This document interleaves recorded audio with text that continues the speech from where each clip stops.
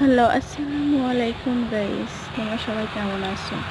চলো এখন দেখাবো আমি শিং মাছ কীভাবে রান্না করি। প্রথমে হলুদ মরিচের গুঁড়ো দিয়ে দিলাম, তারপর হাতটা দিয়ে মাখিয়ে নিলাম।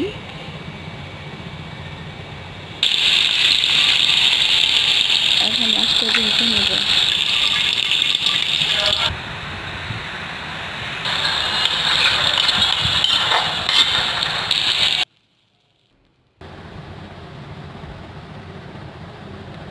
হলুদ মরিচের গুঁড়ো দিয়ে দিলাম, লবণ দিয়ে দিলাম, কষিয়ে নিলাম। পানি দিয়ে দিলাম, এখন কষিয়ে নেব। তারপরে মাছটা দিয়ে দিলাম, এখন একটু নেড়ে চেড়ে দেব।